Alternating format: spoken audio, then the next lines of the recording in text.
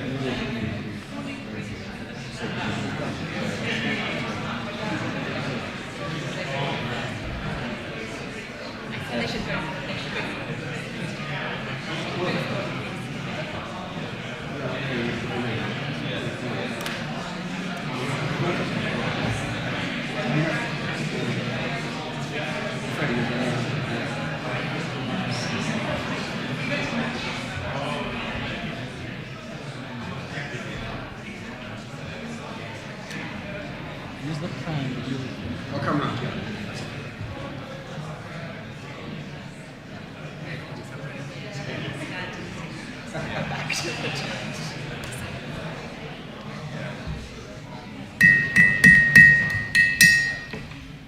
Good evening, everyone. My name is Rabinder Singh, Chair of the Lawyers Group of Classics for All, and it's my pleasure to welcome you all to the annual mock trial at the UK Supreme Court. And I issue a warm welcome to those who are watching online, as well as those of you who are here in person. Fiddling while Rome burns has become perhaps even a cliche in our language. But who was the original fiddler? Did he even have a fiddle? These are some of the questions that we're going to be exploring at this year's trial. The defendant is the Emperor Nero, who you see sitting in front of you over there. Unusually, this year, this is not going to be a criminal trial. It's going to be a civil action. And although in this jurisdiction at least we don't often have juries in a civil trial any longer, tonight we do, and you are that jury. So at the end of the trial, please listen carefully to the summing up from the judge, who will be coming into court in a few minutes. and you will then vote to decide who wins this year's mock trial. I'm extremely grateful to Lady Simler, who has agreed to act as the judge at this trial. She will be joining us in just a moment. I'm also very grateful to counsel, who, as always, are offering their services pro bono in a good cause. Andrew Onslow, King's Counsel, leading Rebecca Zaman for the Claimant, and Camilla Bingham, King's Counsel, leading Oliver Butler for the Defendant. So without further ado, I will ask for the proceedings to begin.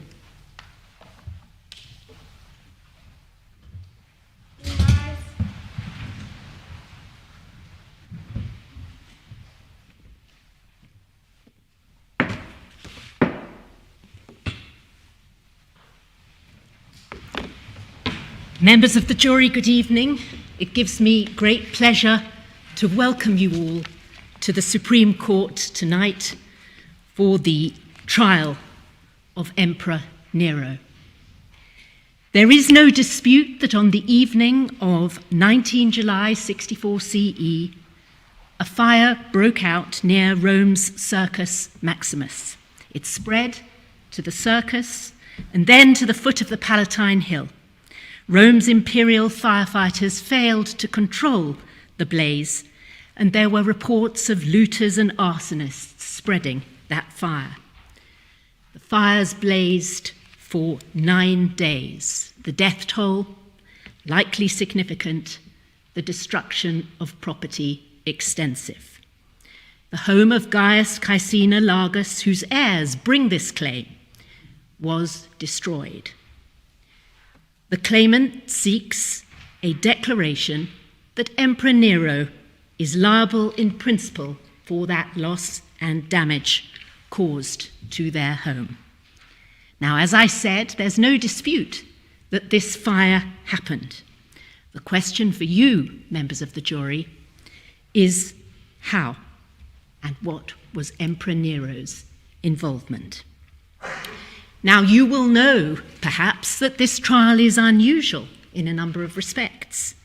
First, although it's a civil trial, you, the members of the jury, are the triers of fact. You are the ultimate decision makers.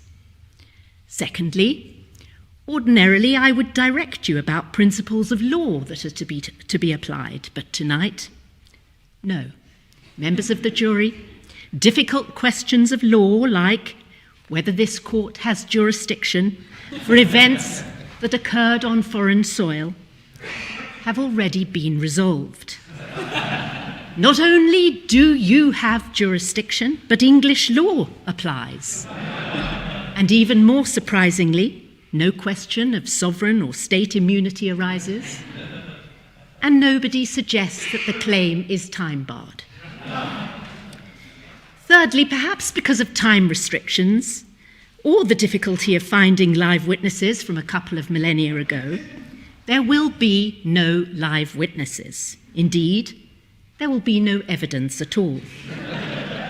You will decide this case based on assertion in the presentations made by counsel. It will be for you to weigh their value, their reliability, and to decide how this helps you determine whether it is more likely than not that Emperor Nero was responsible in one or other of the ways alleged. This is a civil trial, so the civil standard of proof applies, and you make your decisions on the balance of probabilities.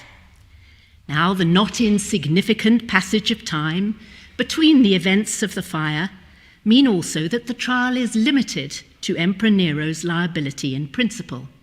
His estate will no doubt be pleased to hear that the loss for any liability that is established will not be quantified. So ultimately, members of the jury, it will be for you to answer the two separate questions on the handout that you have. I won't repeat them. You have them to hand. You can refer to them throughout this trial. I urge you to put out of your minds that popular notion that Nero fiddled while Rome was burning.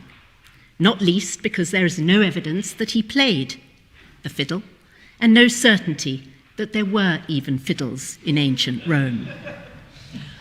Put to one side any preconceptions you may have formed from your classical studies about this emperor. Judge him and his actions in the same fair way you would any other defendant, and only on what you hear in this court. Now, each side will have 25 minutes to present their arguments, and I will make sure that they stick to their time. Mr. Onslow.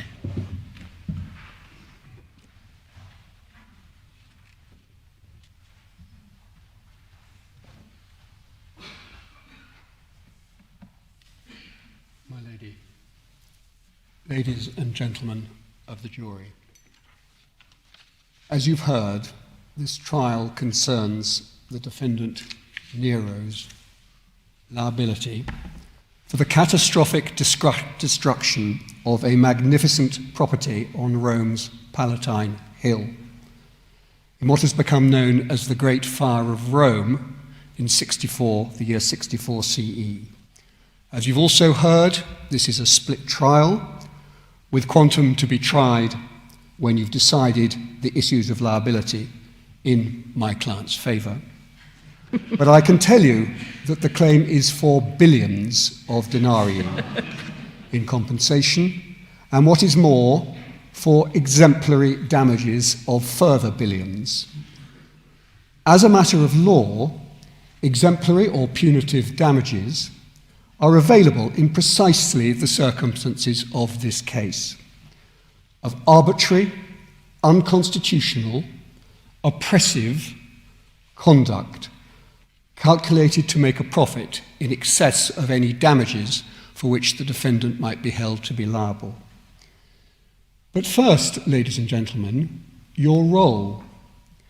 You are privileged to be part of the first and only court ever to decide the long-debated question of this defendant's liability for the disaster inflicted on my clients and on countless others. It is a question that has been hanging in the air for some 1961 years, and you are now to decide it. You bear a heavy responsibility, which I know you will discharge conscientiously and on the evidence. As my lady has told you, this is a civil case, and you are deciding it on the balance of probabilities, not to the criminal standard of proof, that is beyond reasonable doubt. It is an inexplicable fact of history that this defendant was not charged with arson. If he had been, at any rate in our respectful submission, it would have been proved beyond reasonable doubt that he was guilty. As it is, you only need to be satisfied that it is more probable than not that he caused fires to be set, or even if he didn't start the fires, that his neglect of building regulations and of the Roman firefighting services caused a fire which could have been contained to spread out of control. Now let me tell you about my clients. They are the devoted children and grandchildren of Gaius Caecina Largus, a man of great distinction and wealth, a friend of the late Emperor Claudius, and co-consul with him in the year 42 CE. He is described by Pliny the Elder, the scientist and historian, as, quotes, one of the great gentlemen of Rome. Gaius's house on the Palatine Hill was ancient, beautiful, and huge. It was formerly owned by Lucius Licinius Crassus, famous, or I should say infamous, for his luxurious taste, but a great orator, and then by Marcus Aemilius Scaurus, sometime brother-in-law of Pompey the Great. The house, or what is left of it, is set in equally magnificent grounds. We know, again from Pliny, that the house and gardens were much coveted for their nettle trees, Cetis australis for the botanists among you, unrelated, I should say, to the common stinging nettle, with, quotes, an exuberance of spreading shady branches. But we also know that they have all been destroyed by the fire. Tellingly, we're back with Pliny again, this indisputably reliable contemporaneous source living in high circles in Rome at the time has unequivocally attributed the fire to Nero's actions. He says that the trees would have remained green and youthful, quotes, if the princeps had not accelerated their death. And so to this defendant. Through his mother Agrippina, he is the great-great-grandson of the divine Augustus. Agrippina became the Emperor Claudius's fourth wife after the disgrace and death of Messalina, and successfully schemed to have her son adopted by Claudius, supplanting Britannicus, Claudius's son by Messalina. The defendant's crimes and excesses, detailed in near contemporary sources, have echoed through the ages, ladies and gentlemen. You may ask why you need to consider anything beyond his role in the burning of Rome and his actions and activities on the night in question. The answer to that is that his counsel would have you believe that there is nothing in their client's life and behaviour which makes it at all likely that he would have acted as we allege. And Miss Bingham will, I'm bound to say, go on and on about alleged lack of motive. I will deal with that, but it only gets her client so far, as you will appreciate, ladies and gentlemen, because one of the most notable aspects of this defendant's character is his sheer unpredictability. I have to say, not uncommon in world leaders. As to the defendant's character, there is incident after incident, before and after the fire, which repeatedly tell of his greed, cruelty, shamelessness, and reckless and extreme disregard for the people of Rome, and for that matter, for his own reputation. Here is a man completely out of control. I'm going to give you a few examples. Early on in his reign, he murdered his mother, Agrippina. In 59 CE, he murdered his own stepbrother, Britannicus. He divorced his first wife, Octavia, and subsequently had her assassinated as well. He married again, this time to a noblewoman called Poppaea, when she was pregnant with his child in 65 CE, just 1 year after the fire. Suetonius and Tacitus report that the defendant attacked Poppaea in a fit of rage, kicked her in the belly, killing her and her unborn child. After murdering Poppaea in 67 CE, the defendant, we are told, found a young boy named Sporus, had him castrated. He apparently resembled Poppaea. He then married him with all the usual ceremonies, supposedly out of regret for killing Poppaea. He's forced the great Seneca the Elder, his former tutor, to commit suicide. He is notorious for eliminating perceived enemies, killing hundreds in a wave of terror, just the year after the Great Fire. And then there has been the unspeakably savage treatment meted out to followers of the emerging Christian sect in the aftermath of the fire. The defendant knew he had to divert attention and blame from himself. And then there is his shameless public performances as an actor, poet, and charioteer, which have scandalized all respectable citizens, as they will have scandalized you, ladies and gentlemen. And critically for today's trial, the defendant has pillaged the Roman treasury, the aurarium, for his extravagant building projects and indulgence of his own depraved pleasures. Chief among his desires, and I urge you to have regard to this evidence, has been the construction of a massive palace, a domus aurea, a golden house on and between, and the location is important, ladies and gentlemen, between the Palatine and Esquiline hills. But he had a problem with his ambition. The land he coveted was already heavily built up, so those buildings had to go. So we come to the fire itself. You will know the details of what happened. They're not in dispute. You have them in the agreed statement of facts. You will ask, ladies and gentlemen, what is known, of the defendant's movements that night. On the 19th July itself, he was at his villa in the resort town of Antium.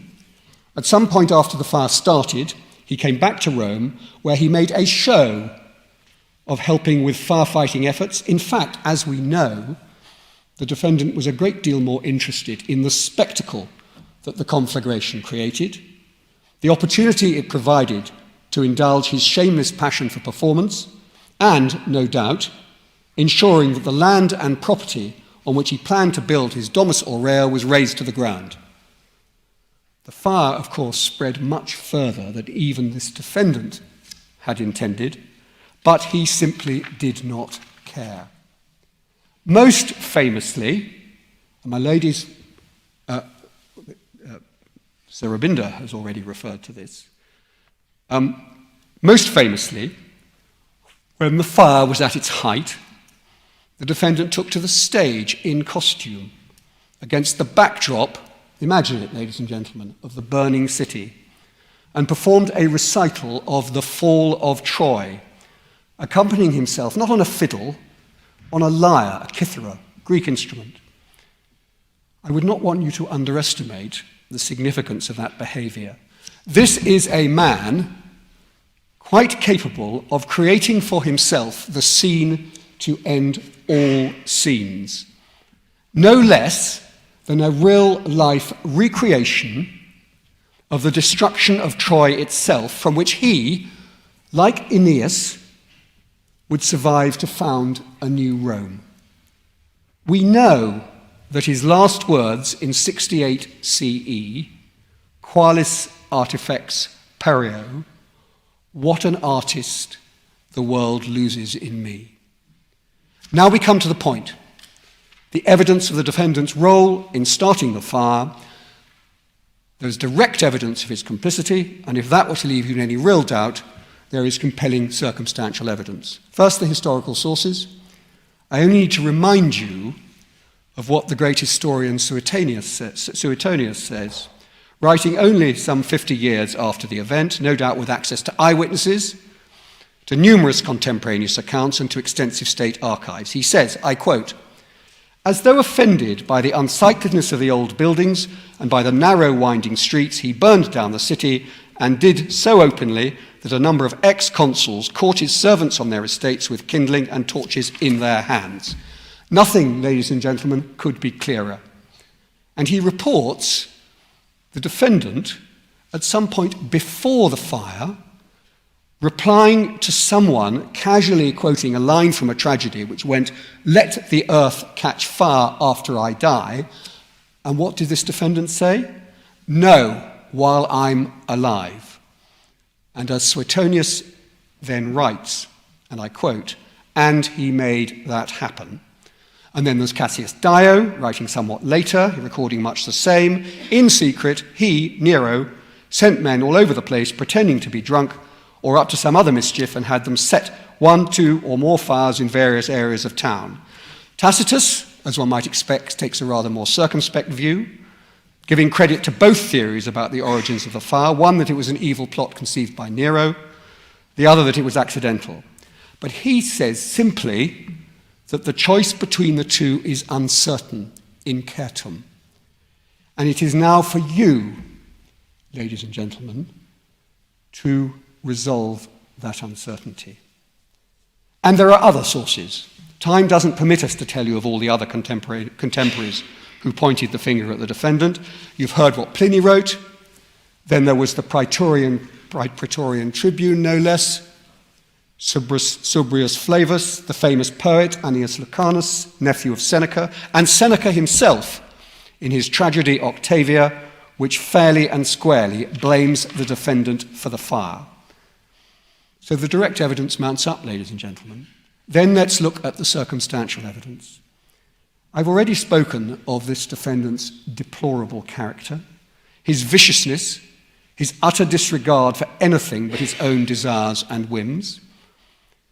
And the burning of Rome may well have been on a whim, seized on in a bout of debauchery and immediately turned into action. The evening of 19th July was hot and windy. A fire set upwind of the city would rapidly engulf it. It was the easiest thing for him to do, to send out slaves with torches, and there's known to have been a full moon. The learned friend will seek to make something of that. The fact is, the full moon was a benefit to Nero because it enabled the slaves he sent out to see exactly where best to set the fires. And the location is highly significant. The fire began, as you've heard, in the Circus Maximus, directly upwind of the Palatine and Esquiline hills, precisely where this defendant proposed to build his Domus Aurea. And lo and behold, within a short time of the fire, the defendant seized most of the empty land, including my client's estate, and began work. The conditions on the night of the 19th July gave the defendant the opportunity he craved. As to the building itself, we can turn to the poet Martial, writing only 15 years later in his Liber de Spectaculis, Book 2. I quote, Onslow, you'll have to bring your submissions to an end, I'm afraid. It will come to an end within the next minute. One single house was starting to occupy a whole city. An arrogant estate stole the dwellings of the wretched. And then finally this, not just the wretched, my clients have suffered grievous losses. But ladies and gentlemen, do remember the wretched, and please consider this. And my lady, I do apologize, this is a very important part of our case before the assembled jury. I'm sure it is, but timekeeping. I'll be a minute and a half from now, my lady. You already know, ladies and gentlemen, that this is the first claim against the defendant to come to trial, but you should be aware that for approaching 2,000 years there has been in formation an action group of the wretched, known as the AGW. The AGW is now in a position to begin a funded group action under Part 19 of the Civil Procedure Rules. Thousands will finally be compensated for their lost property and ruined lives. So the findings you make today will not just benefit my clients, but will go some way to correct a great wrong done to the mass of the citizens of Rome. Ladies and gentlemen, the evidence against this defendant is overwhelming. I urge you to find that the great fire of Rome was the act of this monstrous arsonist, the defendant. Thank you for your time. Thank you. Thank you, Mr. Onslow. Ms. Bingham.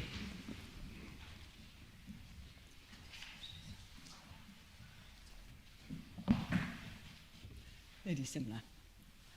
Members of the jury, before you embark on any evaluation of the evidence, ask yourself this vital threshold question.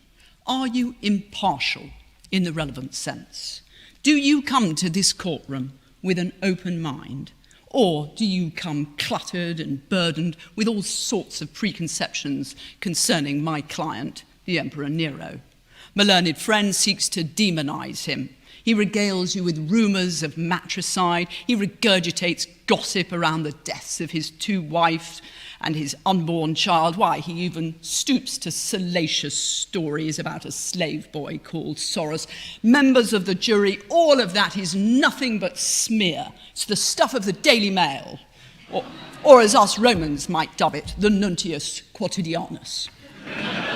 Set all of that aside. Equally, leave all political bias outside this courtroom. Perhaps you find the purple robes of my client distasteful.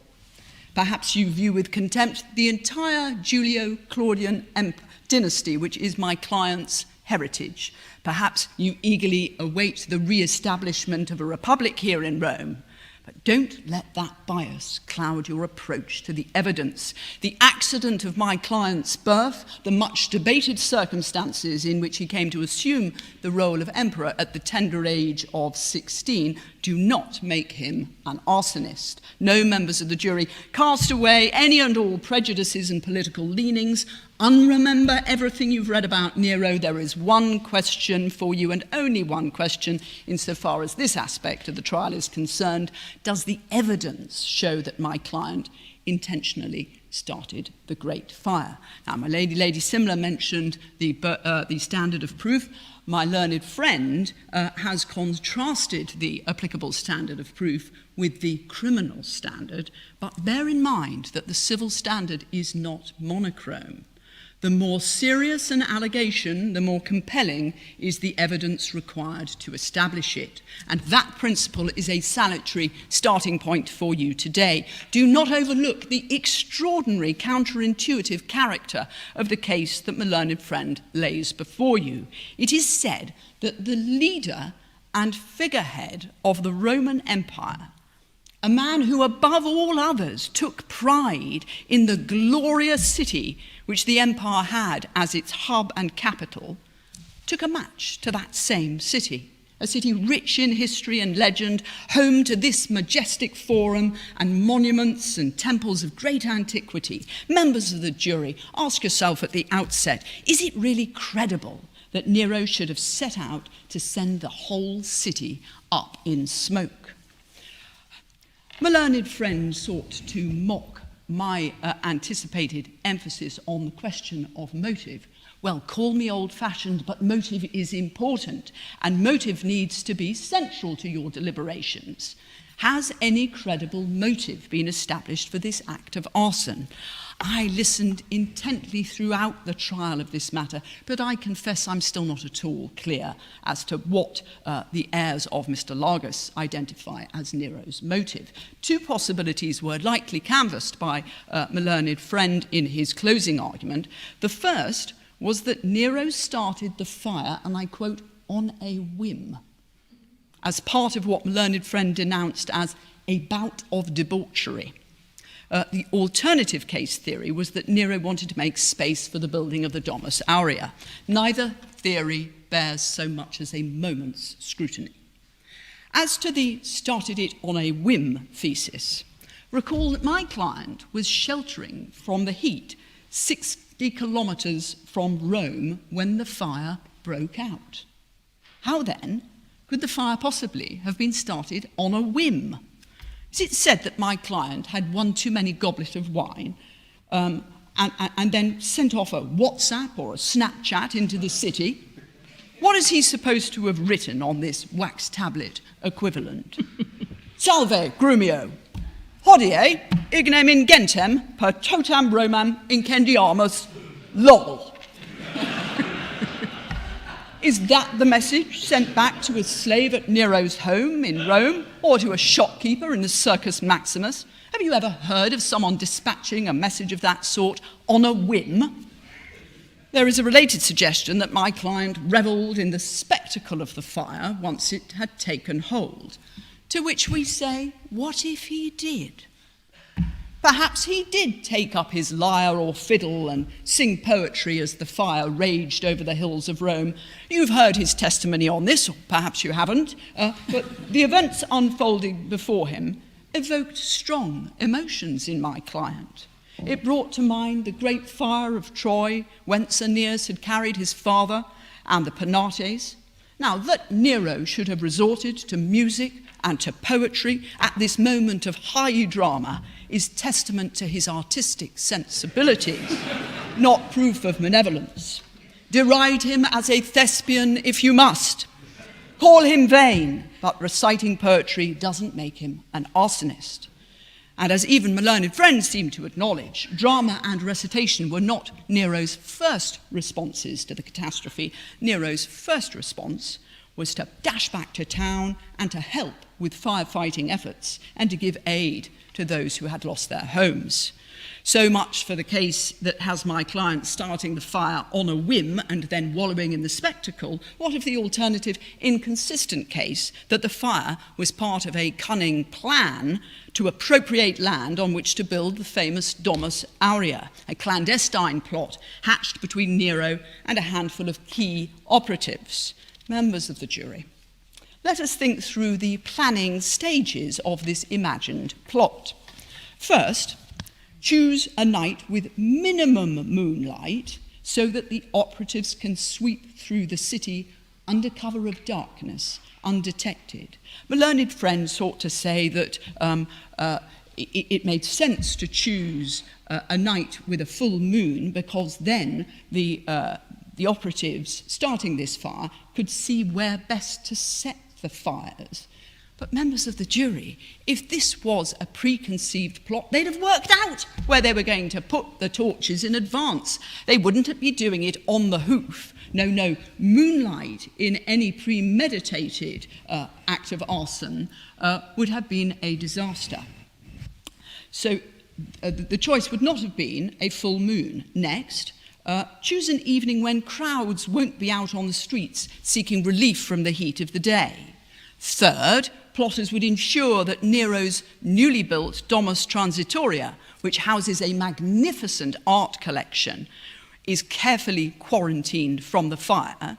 And fourthly, plainly, FOMO would dictate that Nero would be on hand himself. He wouldn't be able to resist the drama of the spectacle that, on this hypothesis, he personally had choreographed. But no, none of these elemental features of a planned enterprise can be discerned on the facts. It is common ground, as you know, that the fire broke out on the night after a full moon, when any firebrand wielder would be clearly visible and recognizable as he went about his mischievous work.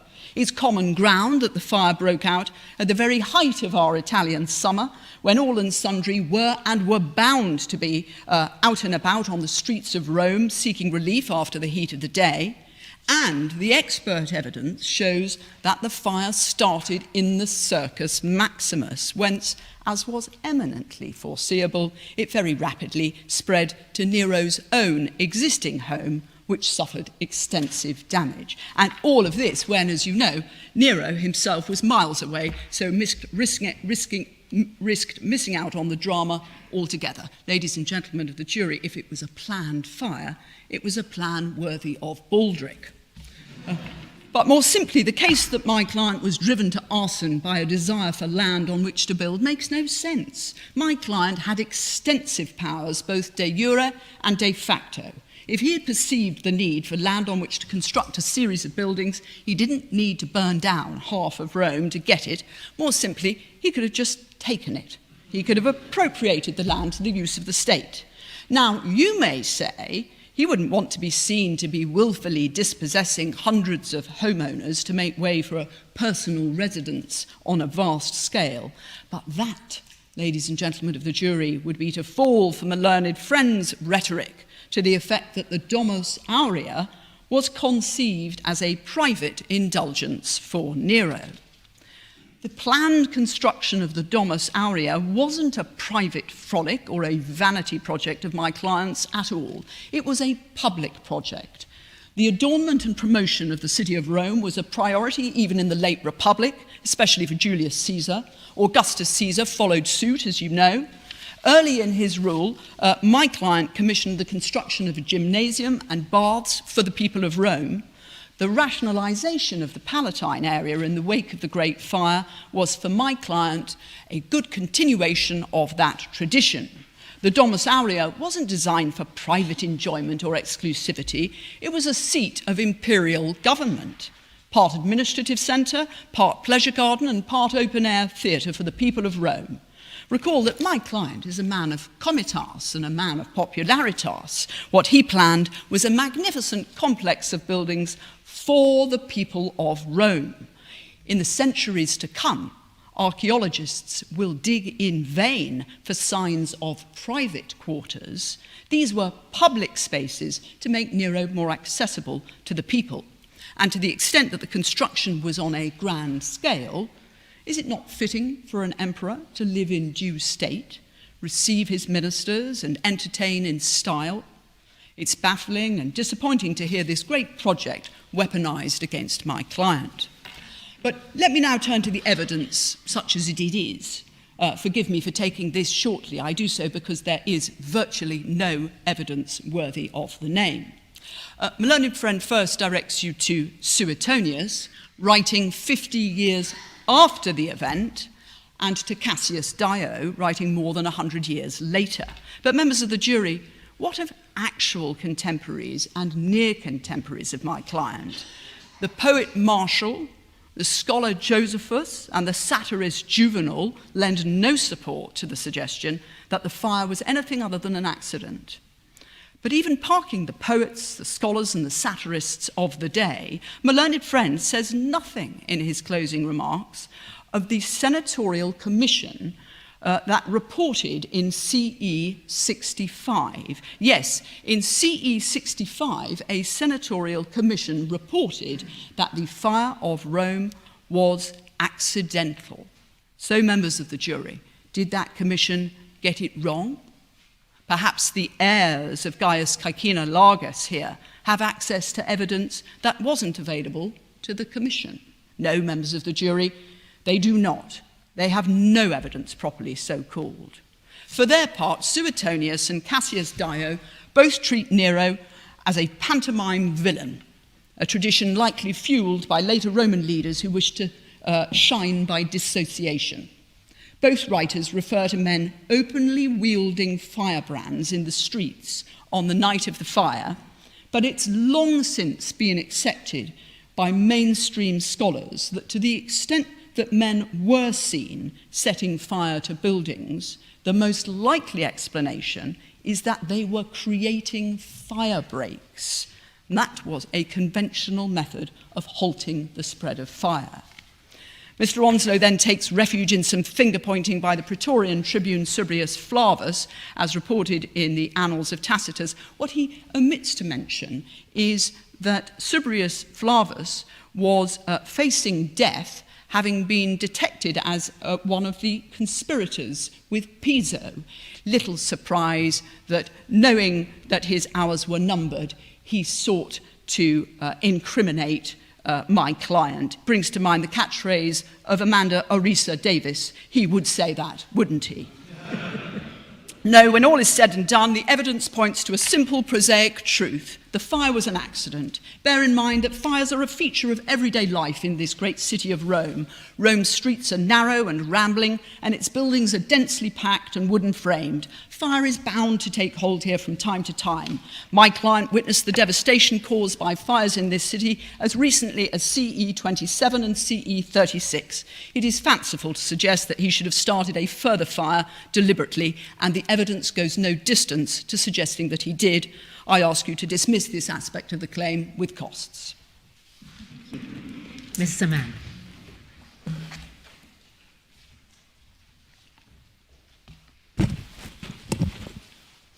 My lady, members of the jury, my learned leader has shown you that Nero was an arsonist. But, should you even need it, our alternative case is that Nero was negligent. Let us pretend that my learned friend Miss Bingham is right, and the fire started accidentally. Whatever the cause of the fire, however it started on Nero's watch. It spread and it burned Rome on Nero's watch. I will show you that the Great Fire was an avoidable tragedy. Nero was emperor of Rome, descended from the divine Augustus. He held absolute power over Rome. He had the power and the tools to protect the city from fire. The city of Rome had firefighters. They were funded by the emperor and reported to him. But on Nero's watch, these firefighters were understaffed and under-equipped. Rome had building codes. The Emperor Augustus used these wisely to set and enforce fire safety measures. Nero did not. On Nero's watch, property developers filled Rome's streets with cheap combustible buildings. They were death traps for those who lived in them, and they were the deadly fuel for the great fire that destroyed my client's home. Nero failed to take reasonable care of the city of Rome. He was careless. He didn't care about the people of Rome. First, I am going to show you how the emperors of Rome had long assumed a duty to the people of Rome to protect them from fire. Second, I will address firefighters, and third, building codes. As my learned friend said, fire was a fact of life in the ancient world. There had been fires in Rome before Nero, and there were fires after Nero. But no other fire became known as the Great Fire. No other fire raged through Rome's streets for 9 terrible days and nights, destroying incredible amounts of property and killing untold thousands of children, women, and men. The contemporary sources describe unimaginable horror. As buildings collapsed, people were trampled, the city was engulfed in an inferno. The difference was Nero. His predecessors as emperor understood their responsibility for public safety. It was Augustus who established the vigiles, the watchmen. These were imperial firefighters, paid for by the emperor and under his control. They would patrol the streets of Rome day and night, ready to extinguish a blaze as soon as it sprung up. In a city where most lighting involved oil and an open flame, it is difficult to stop fires from starting. But the role of Rome's firefighters was to watch for fires and put them out quickly, before they could spread and intensify. After fires, Rome's emperors, before Nero, would compensate those who had suffered loss, including those who suffered loss through controlled burning and fire breaks. So in 36 CE, when the Circus Maximus burned down, Tiberius compensated the owners to the full value of their properties, some 100 million sestertii. Even Caligula understood the emperor's responsibility to protect the people from fire. Caligula personally fought a fire in Rome, and he compensated those who suffered loss. It follows that this defendant, by taking office as emperor, assumed that same duty to the people of Rome, including my client, to protect them from fire. Because he failed to protect, he must compensate. So let us turn to Nero's woeful neglect of the city's firefighters. On Nero's watch, they were self-evidently understaffed. Where were they when the fire broke out at the Circus Maximus on 19 July? Why did it take them so long to respond? The fire started at night, but in a very high-traffic area. The Circus Maximus seats more than 150,000 spectators. It was ringed with shops and traders, busy at all times of day and night, especially, as my learned friend pointed out, on a hot summer night with a full moon. The last serious fire in Rome before the Great Fire started at the Circus Maximus. The vigiles should have been right there, patrolling the area on 19 July. If Nero had properly staffed and deployed his firefighters, they would have been. If they had been on hand, they could have extinguished the fire before it had a chance to spread through the city, including to my client's property. But Nero's neglect goes further than that. He failed to make sure that the firefighters had access to the vital equipment they needed. One of Rome's most important defenses against fire was water. Rome had running water throughout the city, supplied via aqueduct. The firefighters could use water pumps and fell in that bucket chains to douse flames. But on Nero's watch, private individuals had been allowed to illicitly siphon off the public water supply. One of Nero's remedial measures after the fire was to belatedly appoint watchmen to guard the water. But for his failure to take the most basic step to protect the city's water supply, it would have been available to the firefighters when most needed. I come finally to Rome's building codes and Nero's failure to set basic fire safety standards well known since the time of Julius Caesar. Let me describe the city of Rome and the nature of the buildings. The wealthy elite of Rome lived on the hills, in beautiful villas like that of my client. A fire that started on a spacious property on the Palatine was easily extinguished before it spread to a nearby villa or intensified out of control. But the vast majority of Romans did not live on the hills, and they did not own their own homes. They rented. They rented rooms in apartment buildings called insulae. These buildings crammed the narrow, winding streets of Rome. They were made cheaply and flimsily, often with walls made from a timber frame of wattle, clad in a mixture of clay and straw, highly flammable. Insula means island, and these buildings were supposed to be self-contained, detached blocks. But, on Nero's watch, the property developers who built these blocks crammed them in close together with common party walls, cheaper, more profitable, but far easier for fire to spread from building to building. The insulae were taller than you might think. For public safety, Augustus had decreed that insulae should be built no higher than 70 Roman feet, which is about twice the height of this courtroom, around 6 stories. But, on Nero's watch, greedy developers ignored those rules, with some insulae reaching 9 stories. This way, they could cram in more tenants and increase their takings from the buildings. The ground floor would usually be a shop, and the floors above for housing. The higher floors were cheapest to rent because they were incredibly dangerous. If a fire started, there was essentially no escape. Juvenal wrote how a fire on the ground floor could fill the 3rd floor with smoke before the tenant on the top floor knew anything of it. And I quote, "The last man to burn will be he who has nothing to shelter him from the rain but the tiles." The 99% of Romans who rented had no economic power to demand better or safer housing. They needed the protection of the law. They needed the protection of their emperor. So what could and should Nero have done? You can decide this by looking at the reforms Nero introduced after the Great Fire, when it was all too late. These included new height restrictions at 60 feet, a ban on the use of timber in the building edifice. Insulae had to be fully detached, no party walls. New buildings had to be constructed using fireproof stone. The defendant's counsel may say, this is all hindsight. How could Nero possibly have known these reforms were needed before the Great Fire? The answer is that these rules are common sense. They had been ignored only out of the greed of developers and the apathy of the emperor. Indeed, experts had campaigned for years about fire safety in Rome. The great engineer and architect Vitruvius warned in Julius Caesar's time against the use of highly flammable wattle in urban buildings. He recommended switching to larch, a fire-resistant tree from Gaul. Vitruvius had also warned specifically about the need to use fireproof stone, not the cheap, soft stone popular with developers and pervasive in Rome at the time of the Great Fire. That soft stone was dangerous in a fire because it transmits heat through the building and explodes once it reaches a high enough temperature.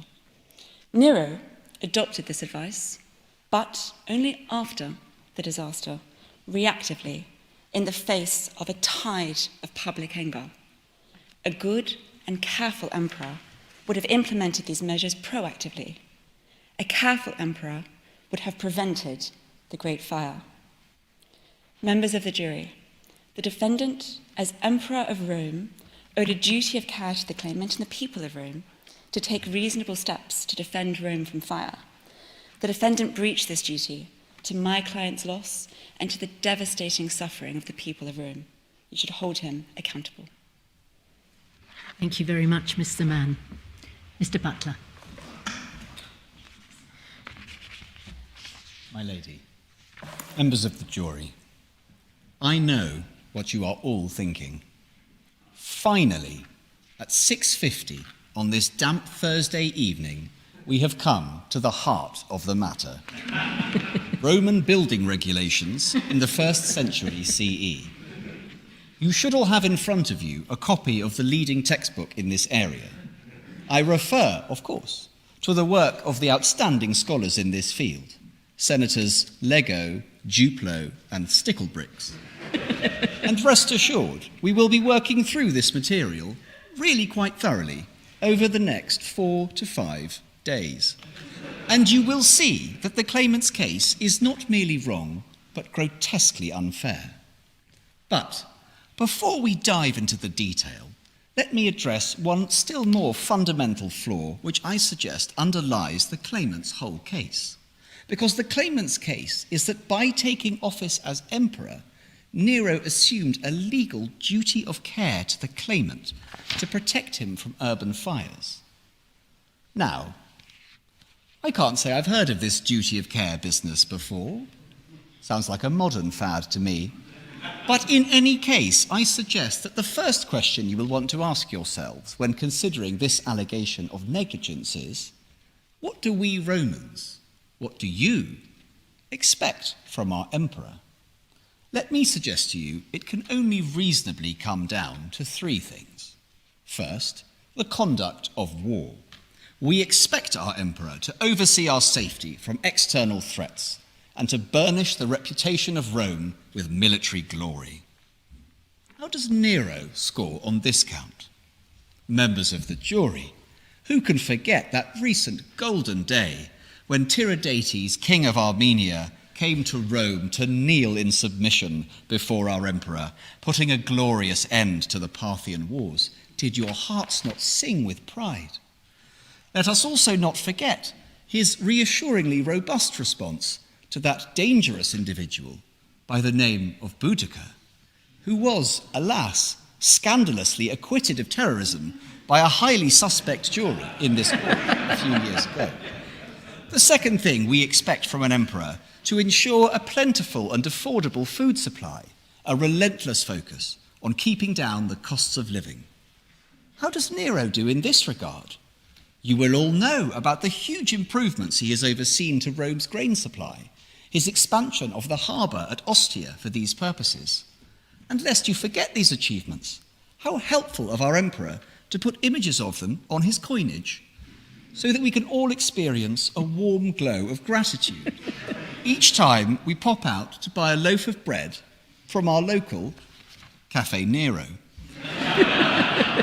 The third and final thing for which we look to an emperor, over and above food for our bodies, food for our minds, the feel-good factor. How does Nero do on this count? Members of the jury, has any emperor ever done more? We have truly a pioneer performing himself for our enjoyment. Who among us can forget his turn as a surprisingly muscular yet vulnerable Antigone? It still brings a tear to the eye. Perhaps most memorably of all, who can forget his staggering performance as a lost fish in last year's smash hit, the semi-autobiographical Finding Nero? So, members of the jury, glory, affordability, fun. You may feel it is tick, tick, tick, full marks for our beloved Nero. All that an emperor reasonably owes us, he has delivered in spades. By contrast, the complaints made by the claimant in this case seem to be something to do with leaky taps and planning applications. Members of the jury, these are matters for local government, the aediles, the praetors, the quaestors, at best the housing committee of the Senate. Of course, an emperor may choose in his discretion to take an interest in such things, but they are not part of the core content of an emperor's responsibilities. And so, members of the jury, you may feel that these allegations of negligence are fatally misconceived because the emperor did not owe a relevant duty to the claimant, and for that reason alone, the allegations must fail. But let us suppose that a legal duty of care was owed by the emperor to the claimant to protect him against the risk of urban fires. What evidence is there that Nero breached such a duty? Let us turn to the claimant's two areas of attack, the firefighting service and building regulations.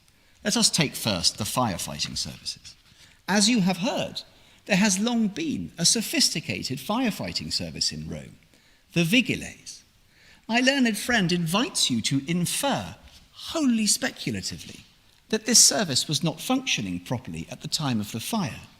Well, let me give you contemporaneous evidence for the efficiency of the vigiles. Who can forget the moment in the Satyricon, the novel by Petronius, during the dinner party of Trimalchio, when, merely upon a slave breaking wind with particular force, the vigiles come crashing into the room with their water and axes, thinking that a fire has taken hold? You may rightly think this is compelling evidence that the fire services were like a coiled spring, an elite force on top of their game, who did all that was reasonably possible in the face of an unprecedented fire. As to the suggestion of rogue individuals siphoning off water, you have, of course, been shown no evidence that this was an issue of any significance before the fire, let alone an issue that Nero knew or should have known about. Let us turn then to building regulations. There were in place before the fire a reasonable set of building regulations, including, as you have heard, height restrictions endorsed by the divine Augustus. And the suggestion that those regulations were known to be inadequate before the fire is, we submit, hopeless. It is pure hindsight. My learned friend relies on stray comments by one man, a Vitruvius. Well, we rely on the works of Wikipedius, which say of Vitruvius, and I quote, "It is not clear to what extent his contemporaries regarded his book as important." Need I say more? Of course, new ideas are tried when rebuilding after a disaster.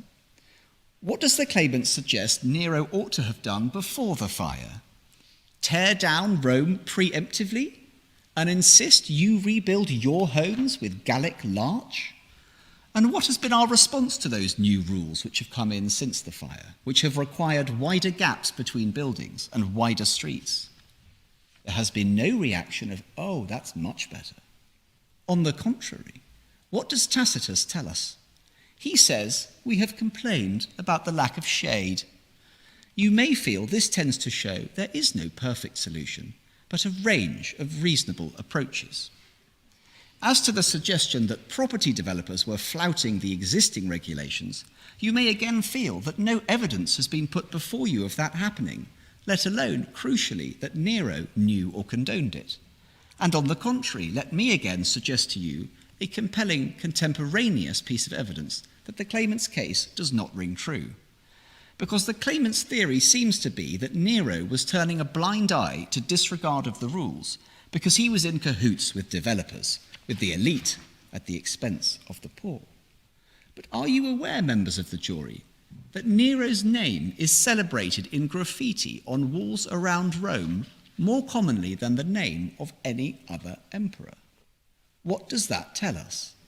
Here was a man loved by the common people, not merely by the elite, and he was loved by them, you may think, because he took care for them.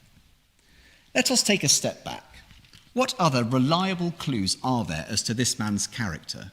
What might we infer about his diligence? Let me make two short final points. Very short, Mr. Butler. I shall make one short final point. Members of the jury, you may feel that in the end, amidst the smoke and mirrors of the claimant's case, the single most important waypoint for you is that it is the unchallenged evidence that he came back to Rome to help deal with the fire personally. That speaks of diligence, industry, and indeed bravery. How can one reconcile that response with a supposed lack of care? So, members of the jury, you may feel that despite the claimant and his legal team taking 1,961 years to formulate his case, there is really nothing in it. It proceeds from a false premise about the scope of the duties owed by the emperor. The contemporaneous evidence suggests an emperor loved by his people. There is no evidence of negligence by Nero in connection with the fire at all. The only secure fact is that he volunteered to deal with it. In the end, the case is really that you should infer negligence simply because a large fire occurred. But there is no force in that at all, because as you have heard, fires are an inevitable hazard of urban living. They had happened repeatedly in the past, and they would continue to happen long afterwards. So, members of the jury, we suggest that trying to blame Nero for the fire via negligence is as hopeless as the claimant's primary case of arson, and we invite you to dismiss these allegations. Thank you, Mr. Butler. Well, members of the jury, you've heard the cases put forward by each side. Those presentations are fresh in your minds and need no repetition. The decision, as I've said, is yours and yours alone. But let me highlight some points that you may wish to consider. First, when you come to decide whether it's more likely than not that Emperor Nero set this fire deliberately, you may wish to consider how, if at all, his alleged bad character helps you decide that question. Was he really just moral and modest and misunderstood? What, if any, significance is there to the assertion that he took to the stage in costume, performing a recital of the fall of Troy? Artiste or arsonist? The question is yours. You'll wish to consider the contemporaneous accounts of poets, the annals of Tacitus, and the accounts of the historians Suetonius, Pliny the Elder, and Cassius Dio. They tell about Nero's actions, and you'll want to think about them carefully. But are they reliable? Are they objective? Or is this just fake news, as the defense would have you believe? Counsel for the defense say that these ancient sources are unreliable, not least because of the deep bias against Emperor Nero, whose character really provides no valuable evidence as to whether or not he set fire to Rome. If anything, they say, Nero's return to Rome when the fire became serious, his valiant efforts to provide relief, do not support the description of an emperor who ordered that fire to be set. They invite you to consider the considerable rebuilding efforts that reflected his desire to improve Rome rather than destroy it. What of the nature of the fire itself? Well, on the one hand, the claimants say that this was a fire like no other, consistent only with having been deliberately started by human hand. Not only that, but the gangs acting under orders were seen looting, committing arson, hindering attempts to save property. Nero's servants were themselves caught on various estates, you've heard. Nero had, they say, the motive, he had the wherewithal, and the case is overwhelming. Against that, you heard from the defense team that fires were a terrible fact of life in Rome, both before and after 64 CE. It was, after all, a densely built wooden city. People cooked and lit the interior with open flames. Reports of gangs of men can be explained by those who controlled the burning of buildings, by burning them as part of the standard firefighting strategy to control the fires. Then there are Nero's actions after the fire.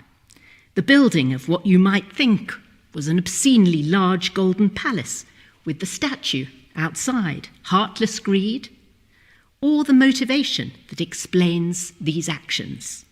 What of the suggestions made by Nero himself that this newly emerging Christian sect started that fire? His arrest and execution of many of those Christian sect members as a result. What light, if any, did they shed on his actions? You'll also need, if you reject the first claim, to consider the alternative claim based on negligence. And here the claimant says Nero, who had, as I've said, motivation, he had absolute power over his vast empire, had a responsibility to take reasonable steps to protect the citizens of Rome from fires. No single individual could sufficiently protect themselves against such a calamitous event. He assumed that responsibility. In this city of renters in multi-story apartment blocks, they say that Emperor Nero should have enforced the building regulations that were enacted by Emperor Augustus. He should have gone further. He should have imposed additional regulations on Roman landlords, including imposing height restrictions. He should have maintained an efficient and effective firefighting force to be deployed in precisely circumstances like these. Water supplies had run dry. They were not restored till afterwards. Responsible government, they say not. Well, the defendants say no to all this. They say whatever moral obligation this emperor may have had to protect the people of Rome, They say he owed no legal duty to safeguard Romans. Imposing a duty of care on Nero in the circumstances of this case would, they say, be unworkable. All that he owed to the Romans he delivered in spades. In any event, the defense invite you to consider how realistic it is that Nero should have introduced changes to height restrictions in the building regulations earlier. The vigiles, they say, employed best firefighting practices. That included tearing down buildings in order to create fire breaks. Even if he had made the changes that are urged as responsible government, what difference could it have made?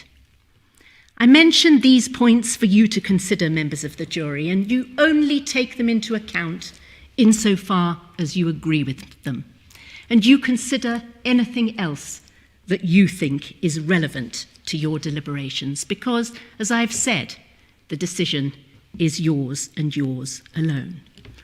And although I have invited you to weigh carefully the admissibility and the value of the evidence such as it is, in truth, and in keeping with the unusual character of the proceedings so far, you will have no time to reflect and no opportunity to deliberate. Instead, I will move immediately to your verdict, and I will accept a majority verdict by a show of hands on each of these two claims. Will you count the verdicts, please, Lord Justice Teller? Yes, I will do that. In respect of the first claim, those who think it more likely than not that Emperor Nero deliberately started the Great Fire of Rome, please raise your hand.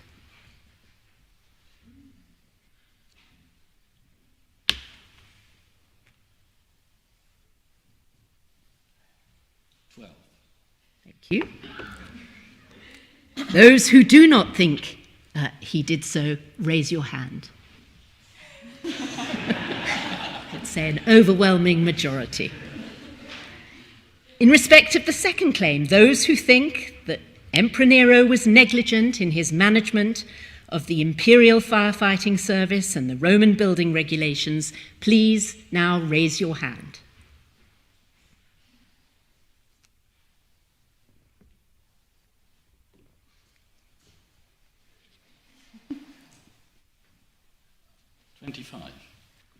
Those who do not think so, please raise your hand.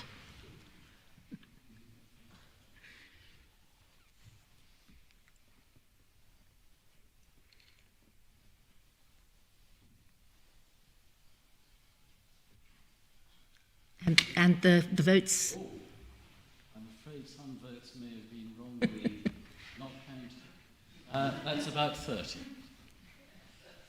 Well, in the finest traditions of trials, in this particular jurisdiction, the Emperor Nero has been acquitted on all charges. Your Royal Highness, the jury's verdict shows that this was just a case of poor urban planning. Your reputation is restored. You leave this court not so much with our blessing, but certainly you leave it. I am grateful to all counsel for their expert and most entertaining submissions and for acting pro bono in the finest traditions of the Roman bar. They have said all that could possibly have been said in this most extraordinary of cases. And finally, members of the jury, I thank you for the care and the attention you have given in discharging your important civic duty this evening. May your reputations last longer than anyone Suetonius ever wrote about.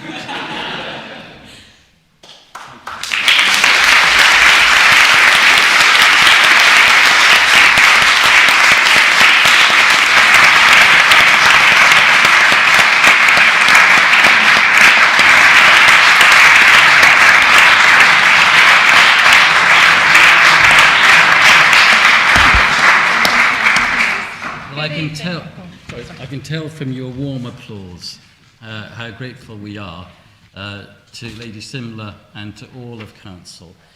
Before we finish the formal part of the evening, we're going to spend a few minutes, Joe, talking about the online Greek Academy. Can I introduce Joe Hobbs, the Chief Executive of Classics for All? Thank you all so much for coming this evening and your continued support of Classics for All and our ambition to transform children's lives through encountering the ancient world in the classroom. You've heard some very impressive speakers already this evening, but now you're going to be hearing from the stars of the show. As members of the Lawyers Group, you help us to support state schools to integrate classics onto the curriculum. However, subjects like ancient Greek can become very difficult to get onto the curriculum when class sizes are so small. This means that it's very rare for ancient Greek to be offered in many state schools, and particularly beyond GCSE. Over the past few years, we've been developing our offer of ancient Greek direct with young people, starting in Liverpool. Those of you who were here last year will have heard from some of the students from the Cambridge Greek Academy. And more recently, we've introduced an online AS Greek Academy for those in London, where there is some provision up to GCSE for Greek.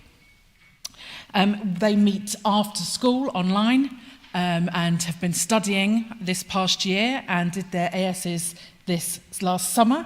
And we're really delighted to have with us today 3 students who completed their AS and are going to share some of their experience. So please join me in welcoming Millie, Isabella and Troy-Ann.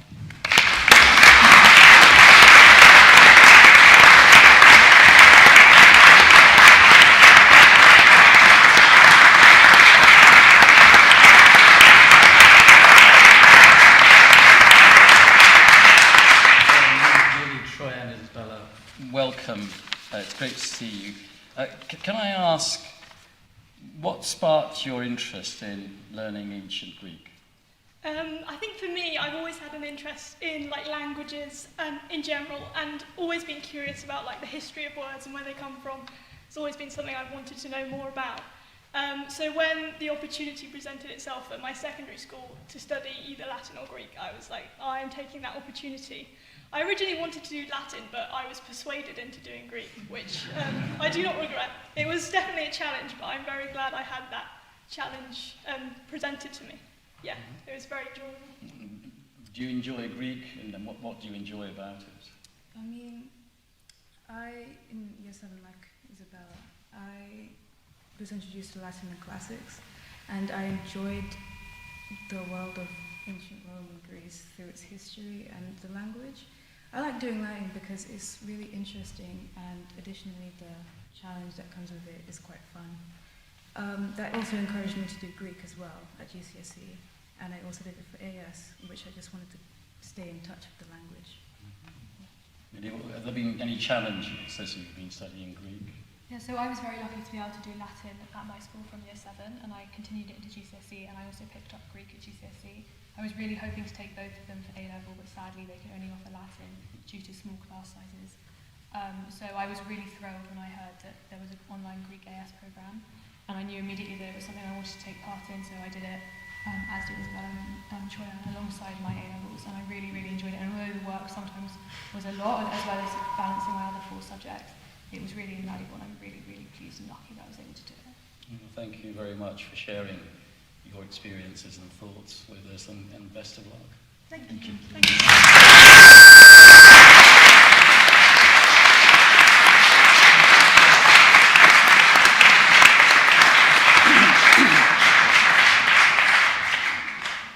Well, before we conclude the formal part of the proceedings, I just want to thank on your behalf again all of the council who've given up their time, not only this evening, but I can tell you they've been working very hard for many months in preparation for this evening's trial. And last but not least, I want to thank, of course, Lady Simler.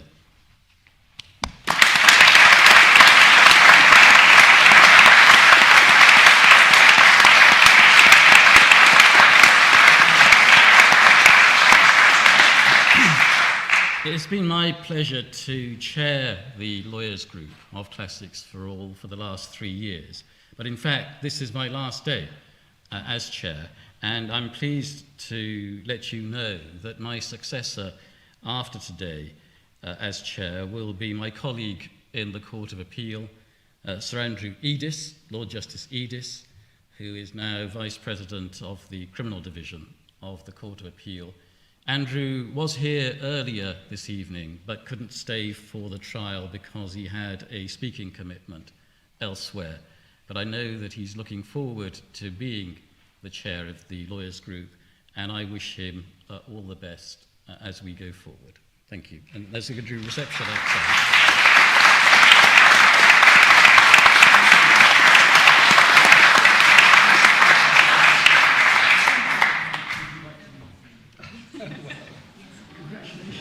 Very good. Okay, that was great.